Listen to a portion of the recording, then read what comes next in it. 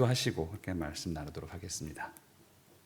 사랑과 은혜가 많으신 하나님, 우리의 삶에 이런저런 모양의 삶 속에 함께 하시고 우리의 삶의 모양 속에 늘 영향을 끼치시기를 원하시고 함께 하시기를 원하시는 주님을 우리로 하여금 보도록 인도하여 주시옵소서. 하나님, 주님을 찾기가 너무 힘든 세상이고 또 우리 안에서도 과연 주님이 우리의 주인이신지 잘 모를 때가 많은 그런 시절입니다. 하나님, 이 시간 주님이 어떠신 분인지 잘 볼 수 있도록 우리의 눈을 열어주시고 말씀을 통하여 용기와 희망을 가질 수 있도록 도와주시옵소서. 시종 일관을 주님께 의탁드리며 모든 말씀을 주 예수 그리스도의 이름으로 기도드립니다. 아멘. 어제 저도 이제 피로연에 왔었었는데요. 감사드리고요. 같이 그때 이제 우연히 식사를 하다가 한 집사님이 같이 식사하는 테이블에서 뭐 누구라고 실명을 거론할 수는 없지만 이렇게 질문을 하시더라고요. 갑자기 이렇게 막 기분 좋게 먹고 있는 자리였는데 갑자기 진지하게 목사님도 영혼의 결핍이 있으시냐 이렇게 질문을 하셨어요. 그래서 그 질문을 듣고 그럼요라고 대답을 했습니다. 저도 영혼의 결핍이 있습니다. 어떤가 하나님의 부재감을 느낄 때도 있고 여러 가지 회의가 들 때도 많이 있습니다. 그런 게 아닐까요? 이렇게 말씀을 드리면서 그때 이제 마더 테레사 수녀님 여러분 잘 아시죠? 우리 가난의 빈자의 성녀라고 하시는 마더 테레사 성녀라고 불리죠. 예, 이제 그 예를 또 말씀드린 적이 있어요. 마더 테레사 수녀님은 굉장히 우리가 보기엔 너무 영성으로 늘 기쁘시고 언제나 하나님과의 교감 속에 있었고 그럴 것 같은데 그분이 이제 보낸 편지들, 특별히 자기 지도하시는 신부님들이나 이런 분들에게 보낸 많은 편지들을 보면 특별히 말년에 그 신의 부재감으로 굉장히 괴로워하셨던 그런 그 부분들을 정말 놀랍게 이분이 정말 이렇단 말이야라는 거로 충격을 받을 정도로 그런 글들을 많이 남기셨었어요. 그 편지들을 모은 글이 마더 데레사, 책 제목 그런데요. 마더 데레사하고 이제 부제가 나의 빛이 되어라 이런 그 부제가 붙어 있는 말하자면 그런 편지들을 좀 모은 거죠. 사실 마더 데레사 수녀님은 이거 다 없어졌으면 좋겠다고 얘기하셨었는데 그걸 또 사람들은 모아가지고 이렇게 편지를 냈어요. 그 구절에 대표적으로 한 구절만 읽어드리면 이런 구절도 있습니다. 물론 이게 전체가 다 그런 건 아니지만 한 부분이 이렇게 되어 있는 부분이 있어요. 제 영혼은 너무 많은 모순으로 가득합니다. 하느님에 대한 갈망은 너무나 깊어서 고통스러울 정도이고 괴로움은 계속되고 있지만 하느님이 저를 원하시지 않는다는 생각이 계속 듭니다. 거부당하는 느낌에 공허함까지 계속되어 신앙도 사랑도 열정도 없습니다. 영혼도 저를 끌어당기지 못하고 천국도 아무 의미가 없습니다. 저에게는 텅 빈 곳으로만 보입니다. 천국이라는 것도 제게는 아무런 의미가 없지만 하느님을 향한 이 고문과도 같은 갈망은 계속됩니다. 마치 보면 그냥 신앙 때문에 괴로워하는 한 초심자가 한 내용 같은데 그것이 평생을 신앙 속에서 모든 사람들의 모범이 된 분이 보여주는 이 모습이라는 것이 좀 충격적이긴 하죠. 하지만 이 편지는 또 이렇게 끝을 맺습니다. 이 모두에도 불구하고 제가 하나님께 계속 미소 지을 수 있도록 저를 위해 기도해 주십시오. 저는 하느님만의 것이며 따라서 하느님께서는 저에 대한 모든 권리를 가지고 계시기 때문입니다. 예수 그리스도 안에서 당신의 충실한 자녀 사랑의 선교의 데레사 드림 이렇게 편지가 있는 장면이죠. 사실 우리의 삶 속에서 빈자리가 공허하게 빈자리가 다 있죠. 어쩌면 신앙은 이 빈자리와 함께 길을 걸어가는 것이 신앙이 아닌가라는 생각도 들어봅니다. 그리고 사실 이 빈자리가 그래도 비어 있으면 그나마 다행이라는 생각도 듭니다. 그러니까 만약에 그 빈자리 때문에 고민하시고 괴로워하신 분이라면 다행이다 이렇게 생각하시면 좋을 것 같아요. 왜냐하면 최소한 적어도 나는 그 빈자리를 다른 것으로 채워서 만족하고 있지는 않기 때문이죠. 뭔가 다른 것으로 채워서 위안을 받고 나는 괜찮아, 내 신앙은 괜찮아, 내 삶은 괜찮아 라고 생각하고 있지 않기 때문이죠. 오늘 읽은 이 사무엘서에 나온 이스라엘 백성의 이야기는 바로 그 빈자리를, 그 빈 보좌를 다른 왕으로 채우고자 했던 이스라엘 백성들의 이야기입니다. 여호수아서 24장 15절에서는 아마 여호수아는 이런 그 상황을 미리 예견했던 것 같아요. 사실 뭐 여호수아서와 사무엘상 같으면 시기가 굉장히 많이 떨어지는 것 같이 보이지만 사실 여호수아는 이제 가나안으로 들어가서 이제 막 정복 전쟁을 마친 다음 이야기고, 그리고 이제 왕이 없는 시대가 이제 사사의 시대들이 나오는 사사기이고, 이제 바로 이제 사무엘도 사실 사사의 시대에 들어와 있는 분이잖아요. 그러니까 어떻게 보면 이 여호수야말로 그 상황을 잘 봤던 것일지도 모르겠죠. 그래서 마지막 여호수아 24장에 보면 이제 마지막으로 제 당부의 말을 다 정리하고 땅도 다 나눠주고 딱 정리하는 장면에서 여호수아는 하나님을 믿으라라고 권면하면서 이렇게 마지막으로 얘기를 합니다. 24장 15절에서 이렇게 얘기하죠. 주님을 섬기고 싶지 않거든 조상들이 강 저쪽에 메소포타미아에서 섬기던 신들이든지 아니면 당신들이 살고 있는 땅 아모리 사람들의 신들이든지 당신들이 어떤 신들을 섬길 것인지를 오늘 선택하십시오. 나와 나의 집안은 주님을 섬길 것입니다. 이렇게 얘기를 했죠. 여호수아가 왜 그렇게 당부를 했을까? 왜 그런 걱정을 했을까? 라는 거 우리는 생각해 보기 쉬운데, 사실 이 이스라엘 사람들의 정황을 따져보면 정말 그럴 만하다라는 생각이 들 수밖에 없는 정황이 있습니다. 여호수아는 말하자면 출애굽 1세대죠. 출애굽 이집트부터 여호수아 갈렙 이 두 사람은 1세대로서 쭉 지금 이 가나안 땅까지 와 있는 사람이죠. 그러나 사실 가나안으로 들어온 이스라엘 백성들은 출애굽 2세대라고 부를 수 있는 사람들입니다. 무슨 얘기냐면 이집트에 살아서 탈출했던 그 1세대는 모두 죽었죠. 광야에 있어서 결국은 모두 죽었습니다. 하나님을 믿지 못하고 의심 속에서 결국은 다 죽고 그 다음 세대가 그 가나안 땅으로 들어오게 된 거죠.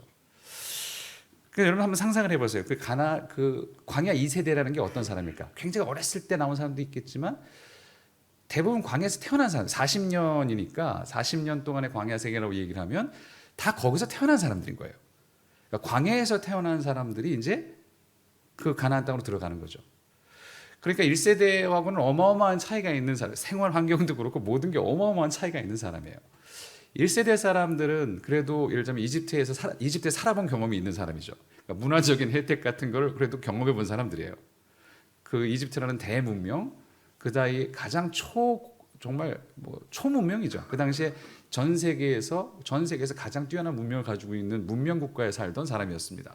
비록 강제 노역을 하긴 했지만, 그러니 맨날 먹는 거 얘기하잖아요. 얼마나 좋은 음식이 많았겠어요. 산의 진미도 먹어봤겠고, 오죽했으면 광야에서 그러니까 차라리 거기 들어가서 고기나 생선이나 먹자. 강제 노역을 했음에도 불구하고 그런 그 생활들을 다 해본 사람들인 거죠. 말하자면 지금 비유하자면 서울에 살던 사람인 거죠. 서울에서 굉장히 힘들게 살던 사람이었던 거죠. 굉장히 노역하면서. 근데 이 세대는, 이 광야 세대는 전혀 그런 경험이 없는 세대예요. 태어나면서부터 광야에서 태어난 사람들을 한번 상상해 보십시오. 먹는 건 매일 먹었던 게 뭐냐면 만나와 메추라기 뿐이었어요.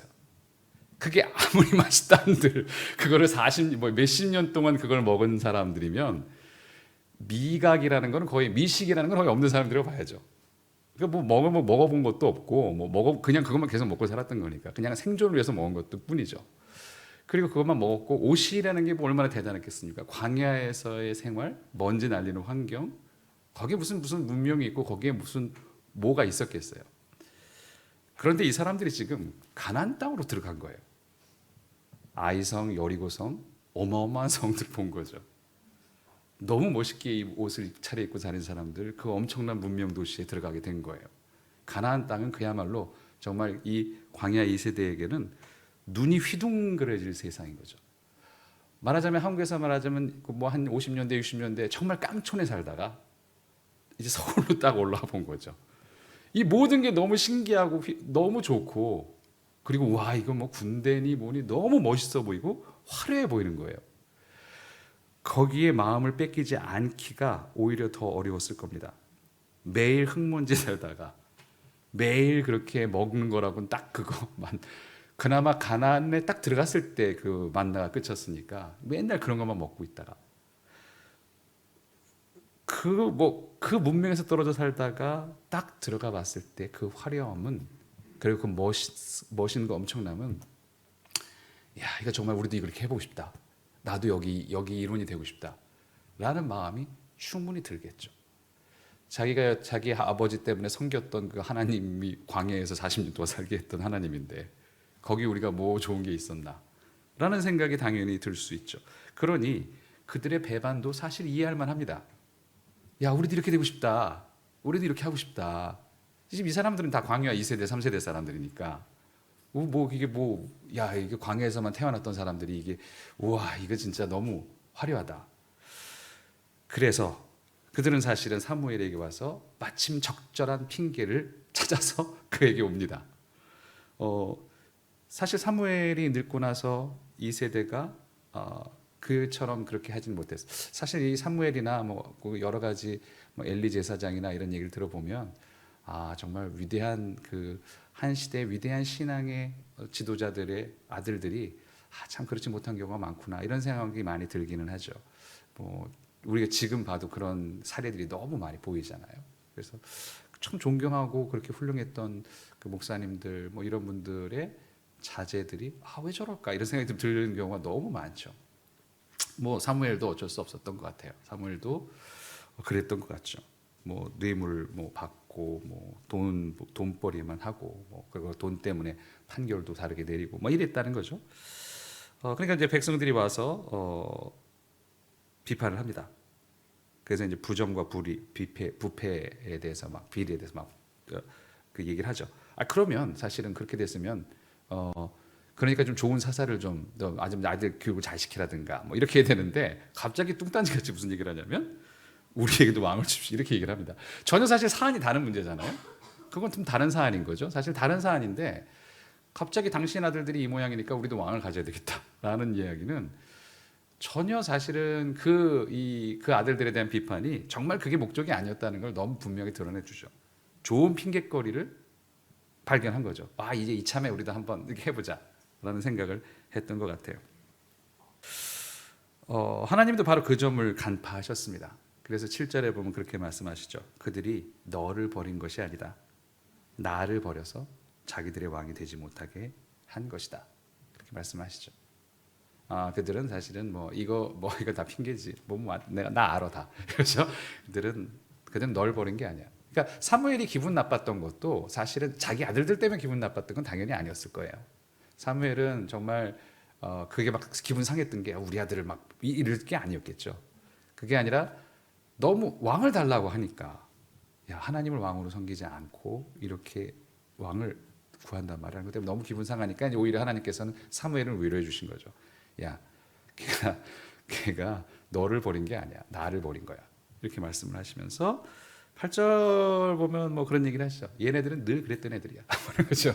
8절은 그러죠. 얘네들은 처음부터 그랬어. 아주 이집트에서 나올 때부터 그랬던 애들이고 오늘까지도 그런 애들이야. 이건 얘네들은 안 되는 애들이지. 그러면서 쭉 말씀을 해주시죠. 자, 가서 이렇게 얘기를 해. 너희들이 원하는 왕이라는 게 이런 거라. 그래서 이제 17절에 보면 마지막 경고를 이렇게 하시죠. 너희들은 왕의 종이 될 거다. 노예가 될 거라는 거죠. 너희들은 왕의 종이 될 거야. 노예가 될 거야. 그래도 좋다는 거죠. 그래도 좋다는 게 사실 우리가 성경 읽을 때 되게 이해가 안 갈 것 같은데 그래도 좋다고 하나? 아니 근데 충분히 이해할 만한 상황이었습니다. 너무 좋아 보이니까 이게 그래도 좋다.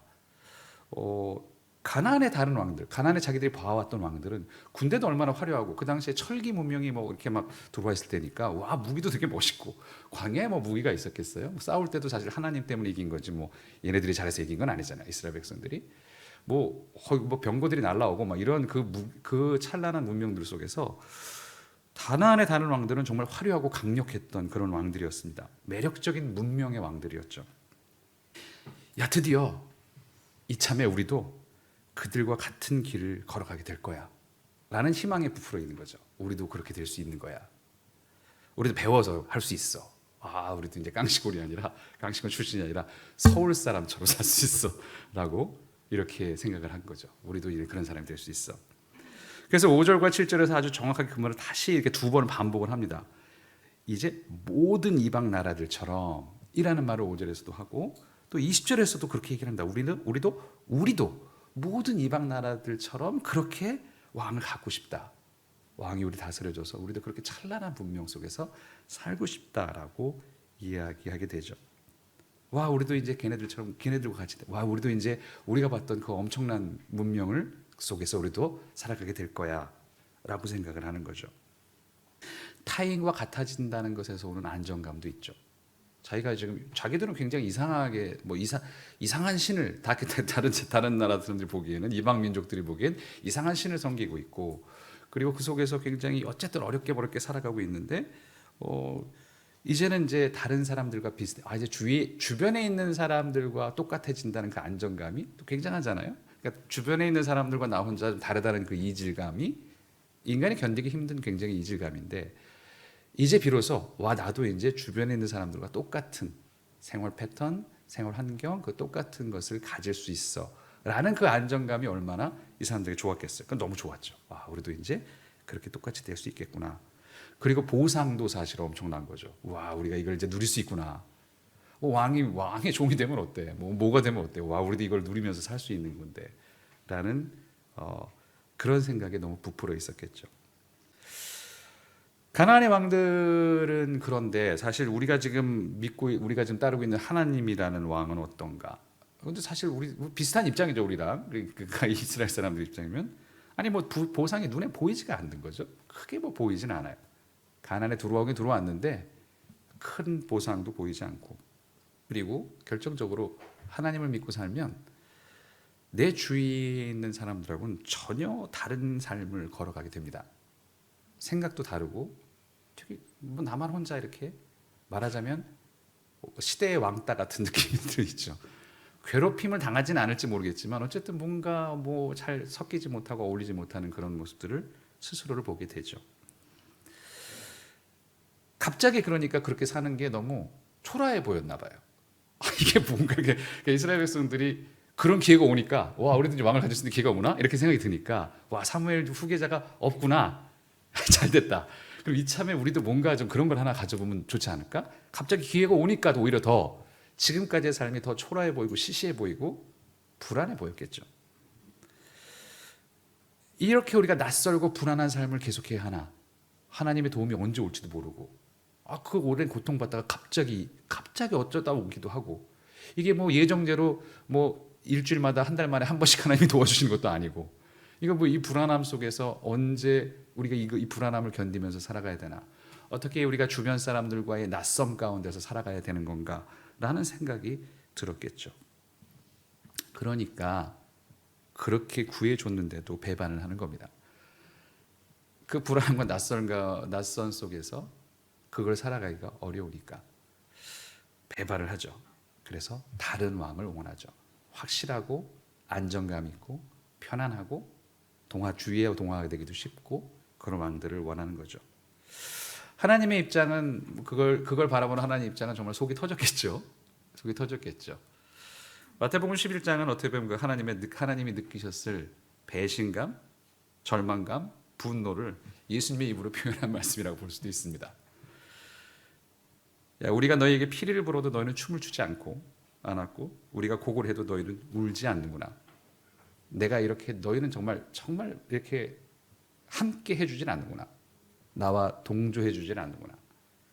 아주 그냥 내가 이렇게까지 해줬는데. 그래서 예수님이 특별히 기적을 행했던 많은 도시들을 가지고 예를 들면서, 이거 이스라엘 백성들이 딱 그랬으니까 또 우리가 지금도 딱 그러고 있으니까 그렇게 말씀이죠. 화 있을진저, 화가 있다. 너 가버나움아, 내가 하늘에까지 치솟을 셈이냐, 지옥까지 떨어질 것이다. 마지막에 이렇게 말씀하죠. 심판날에 소돔 땅이 너보다 견디기 쉬울 것이다. 그만큼 분통 터지는 게 사실 하나님으로서는 배반감이 크셨겠죠. 왜 그러는지는 알겠지만 니들이 이러면 안 되지 라는 거죠. 왜 그러는지는 이해하겠지만 이럴 수는 없는 거죠. 내가 너희를 어떻게 구원해오고 너희를 어떻게 생명을 유지시켜주고 이렇게까지 끌어왔는데 너희가 이렇게 하는구나. 광야 2세대의 심정을 그럴 수 있겠다라고 이해하면 사실 우리의 삶도 잘 이렇게 매칭이 돼 보입니다. 그래, 어쩌면 왜 우리가 그렇게 못하는지도 잘 이해가 가죠. 솔직히 하나님을 보좌에 앉히는 것은, 하나님을 보좌에 앉히는 것은, 빈 보좌에 하나님을 앉히는 것은 거의 불가능해 보입니다. 그 불안감을 안고 그 주변인과의 낯선을 견디면서 살아간다는 게 쉽지는 않고 버리고 그냥 어렵다는 정도가 아니라 그렇게 살고 있는 내가 너무 이게 초라하고 너무 이렇게 열등하게 보이는 그런 걸 또 견디기 어려운 게 또 있는 거죠. 왜 맨날 나는 사는 게 이 모양일까? 좀 더 하다도 이렇게 돈을 굴려가지고 더 이렇게 할 수 있는 길들이 있었을 텐데 왜 나는 이런 식으로밖에 살지 못할까? 왜 경제적으로는 아니면 다른 적으로는 왜 사정이 이렇게 경제적이든 그것이 아니면 다른 어떤 사정이든 간에 심리적이든 왜 이렇게밖에 나는 살지 못하는 걸까라는 초조감들, 불안감들이 엄습하겠죠. 사실 우리의 힘으로는 불가능합니다. 그것이 어떻게 가능할까? 그 해답이 어쩌면 로마서 7장을 통해서 우리에게 주어진다고 볼 수도 있습니다. 로마서 7장은 율법의 기능에 대한 이야기를 하지만 막 지나가는 가운데 그 중에 6절에서 우리는 오늘 그 우리의 이 처지 또 이스라엘 백성과 이 겪고 있는 처지 중에서 뭔가 비처럼 흐르는 한 대답을 발견하게 됩니다. 6절은 이렇게 얘기를 하죠. 우리는 성령이 주시는 새 정신으로 하나님을 섬깁니다 라고 얘기를 합니다. 우리는 성령이 주시는 새 정신으로 하나님을 섬깁니다. 하나님을 예배합니다 라고 얘기하지 않고 하나님을 섬깁니다 라고 얘기를 합니다. 이 섬긴다는 건 정말 종으로서 섬기는 걸까? 종으로 왕을 섬기는 것처럼 섬기는 걸 얘기해요. 그러니까 이 말은 우리는 성령이 주는 새 정신으로 하나님을 왕으로 섬깁니다 라는 의미겠죠. 왕으로 모십니다 라는 얘기겠죠. 무엇으로 가능하냐? 성령으로만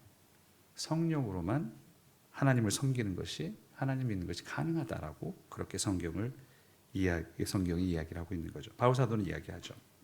그러니까 우리에게는 이 빈 보좌에 하나님을 앉게 할 가능성이 있습니다. 왜냐하면 하나님이 우리에게 성령을 주셨기 때문이죠. 그리고 하나님이 주신 성령이 내 안에 내주하고 계시기 때문이죠. 그래서 그나마 우리는 이 우리 안에 내주하고 계시는 성령으로 말미암아 이것이 가능할 수 있는 지경에 있습니다. 그것이야말로 복이겠죠. 우리의 힘으로는 할 수 없다는 것은 이스라엘 사람들의 역사를 통해서 너무나 잘 보게 됩니다. 그걸 어떻게 그 속에서 흔들리지 않은 방도가 없잖아요. 우리가 흔들리는 건 사실은 우리만 흔들리는 게 아니라 심지어는 우리 데레사 스님 같은 분들까지 흔들리는 그 흔들림 속에 있지 않습니까? 그런데 성령이 그것을 가능하게 해주신다. 그래서 만약에 그것이 가능하게 된다 할지라도 우리는 자랑할 것이 없습니다. 그렇죠? 왜냐하면 그건 내 힘으로 한 게 아니기 때문이죠. 기독교 신앙은 늘 그런 겁니다. 그래서 늘 내가 뭘 해냈어가 아니라 나로서 나는 정말 할 수 없는 걸 너무 분명하게 알고 있는데 이걸 내가 해대다니 이것이야말로 하나님이 하는 일이 아닌가. 하나님이 하신 것이다. 내 힘이 아니다. 바로 그 자리에 그러니까 은총의 자리가 생기게 되는 거죠. 은총은 늘 빈자리에만 임합니다. 물론 이거는 다른 이야기겠지만 은총은 우리 속에 빈자리가 있을 때 임하는 거죠. 내가 차 있는 곳이 아니라 빈자리 속에 은총이 임하는 것이죠. 그래서 은총을 겪은 사람은 늘 언제나 그렇게 얘기합니다. 이건 내가 한 게 아니야. 그러니까 그 자리에는 늘 은총에 대한 마땅한 반응인 감사가 있을 수 있죠. 은총을 느끼는 사람만이 감사를 하나님께 얘기할 수가 있습니다. 감사는 억지로 되는 것도 아니죠. 성령께서 우리에게 하여금 하나님을 섬길 수 있게, 하나님을 왕으로 모실 수 있게 하나님께서 우리의 보좌에 앉으실 수 있도록 그렇게 만들 수 있습니다.